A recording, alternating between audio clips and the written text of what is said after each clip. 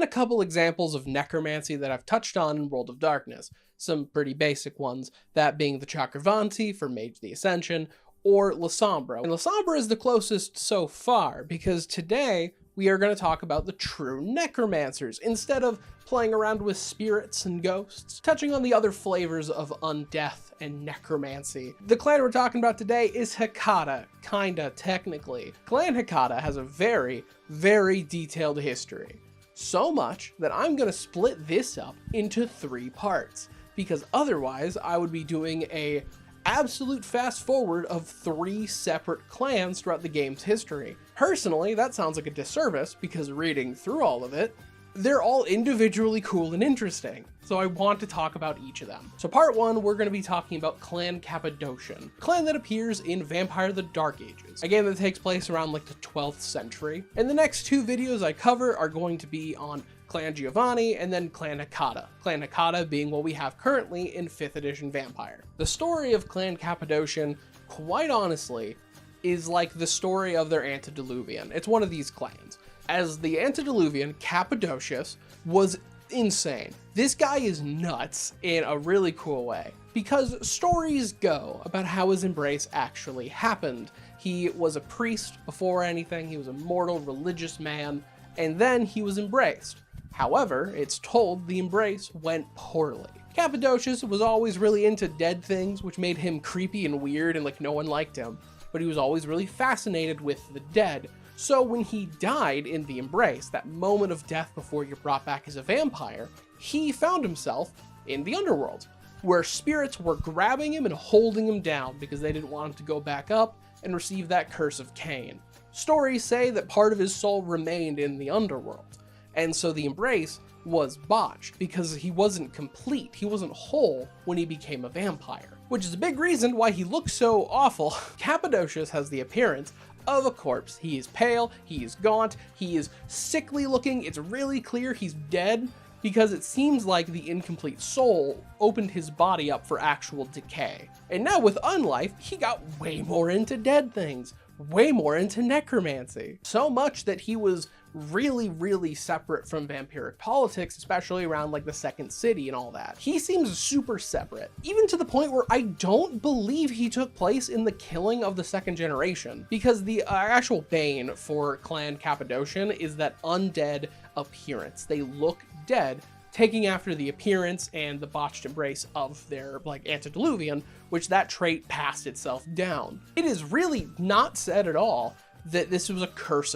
by Cain, much like the other Banes. I think it's pretty notable when we have a vampire that's said to hate politics and think it's cringe, and that's notable, next to like Saulat and Hakim, who both, by the way, are noted of being really anti-vampire politics. He's like double that, because he kept focusing on dead things and his own just weird sense of like not belonging anywhere. He felt like an outsider and was kind of just not in a good headspace at all. Leading to this, he was also just a bad antediluvian. He was not a good parent at all. He embraced people willy-nilly. He just was like, sure man, I guess you're a vampire, boom. He had so many children because he just didn't care. He also didn't lead his clan at all. He would just periodically go into torpor, wake up, see how things were going, give a thumbs up, delegate, and leave. In fact, he would wander aimlessly after the Second City. After Enoch, he had nothing. He was full of despair, full of just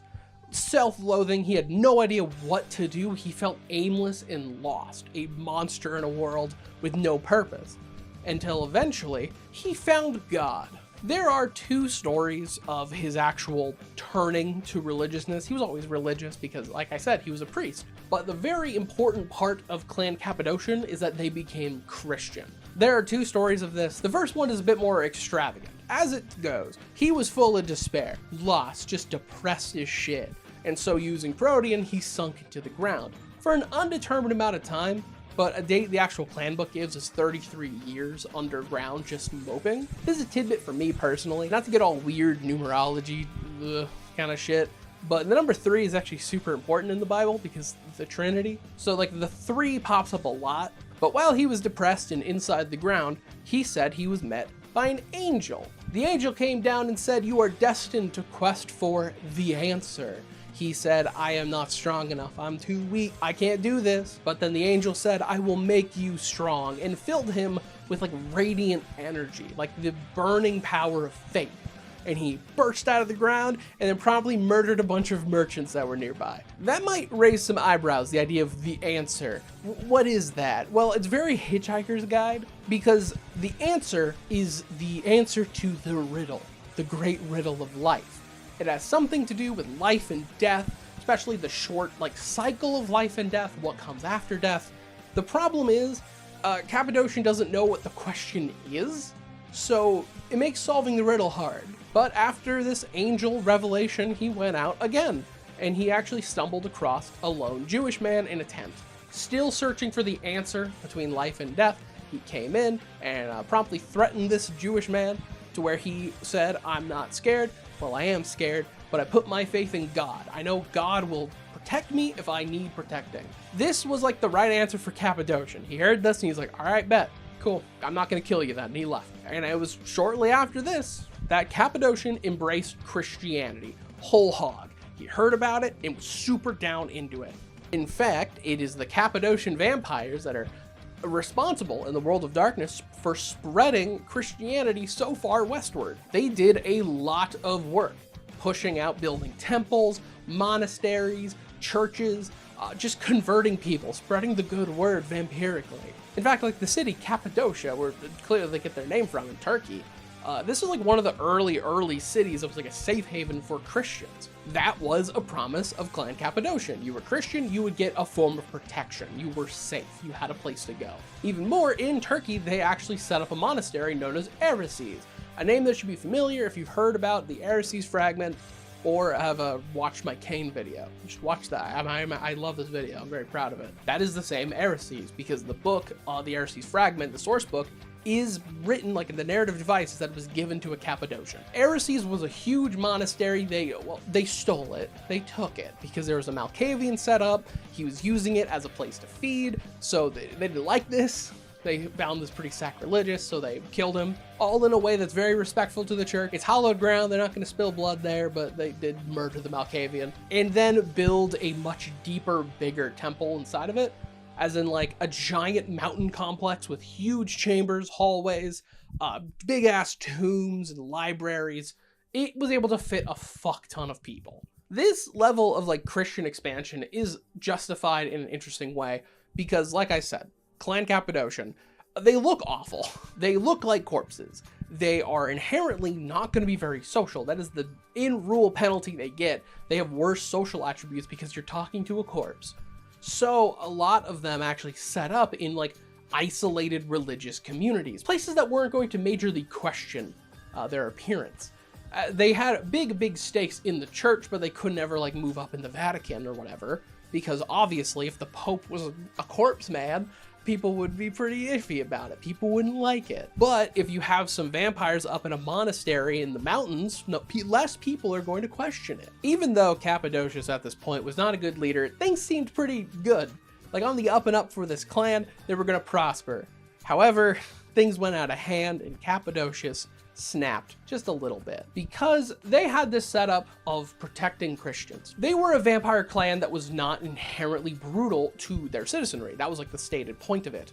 However, Cappadocius learned that a bunch of people were being terrorized by the clan, by Clan Cappadocian. People were being drank too much, not to death, but people were developing anemia. They were being really just against these new corpse leaders they had. Just incredibly uncomfortable for the things they're doing. They're wielding their power wrong.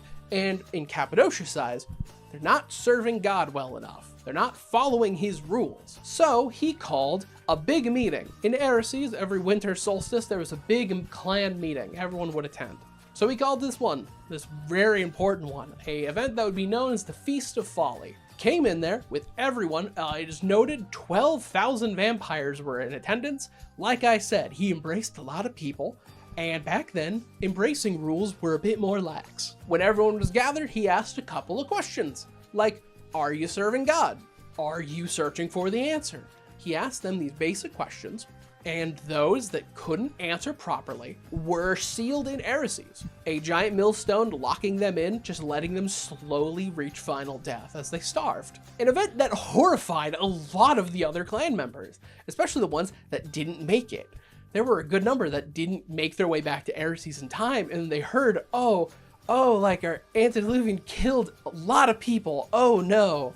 Cappadocius believed this was proper, this was a big sacrifice. He likened this to the Last Supper. And shortly thereafter, he snapped again because he had a big revelation. Because Cappadocius, like I said, is crazy. He is a crazy man with an incomplete soul. But he had a vision one day of the crucifixion. He saw Jesus on the cross dying. And then his vision slowly turned to him on a cross dying with more nails in him. And he quickly realized, oh, I'm like Jesus. You know what I need to do? I need to reach godhood. That's a great pull from a vision of you being crucified, bro. Of course, there's that tricky problem. How do you become a god? How do you do it? Well, he figured it's simple. Diablerize God. Simple option. Just so easy. Just eat God, I guess. He went out on this journey to figure out how to reach godhood. He obviously told like nobody about this. He kept this pretty on the down low, his plan, because it admittedly is a little blasphemous, I guess. And meanwhile, during this point, the clan was thriving. At this time, they set up really strongly in many different religious circles, again, just not in positions of power. And they also made a really lucrative deal with the Ventru, because at the time, if you've seen my Ventru video, Ventru were the ones behind Rome. So they had a lot of political power to throw around. They made an allegiance. Many members of Clan Cappadocian were forms like mystics, advisors, scholars. They were a very intelligent bunch. A lot of times it was dedicated to necromancy subjects. That's because they're disciplines. As they have aspects, which is vampiric sight, seeing the unseen, even spirits. You can use that to see beyond the veil. There's also fortitude, just, you know, vampiric fortitude. You're tough to kill. And then lastly, necromancy or mortis, where they literally have full-on necromantic powers. The part I enjoy and that separates them from Lasombra. Lasombra has shadow magic. Granted, that shadow magic is based around the underworld. It's the same location with like Wraith the Ascension. That's a big crossover thing right there. But they're not necromancers. Then after that, we have a lot of other forms of necromancy we see, especially in vampire, that's more like spirit community. You are talking to spirits and the dead. However, mortis as a discipline has a lot more like full-on corpse shit. You spread rotten decay. You just destroy corpses, you can raise the dead. It's less ghost summonery and more like actual undead master. But again, they were looking really good. They were on like a really good spot. And then Cappadocius had his next big revelation. He got a vision of himself engulfed in flames, dying horribly. And he looked out as he was burning and saw his entire clan engulfed in the same flames, slowly growing out and catching them all. He panicked because he hadn't become a god yet. And if he doesn't do that, then he's wasted all this time. He was wrong. Things are going to get worse. He needed to become god stat. So he contacted his boys in the Vatican that he had, went to the Pope's bedroom because he got contacts. He can get in there. He went down to a secret chamber full of occultic material and satanic literature. He was really into that. There is another theory, and that's kind of supported, it's hinted at. We don't know who the antediluvian for Clan Folly is, a bunch of the Satanist vampires. There's some pretty hefty evidence that Cappadocian was that. He was the guy who set them up. Because, again, he willy-nilly embraced a lot of people. So that's what, like 3 that possibly created the Bali?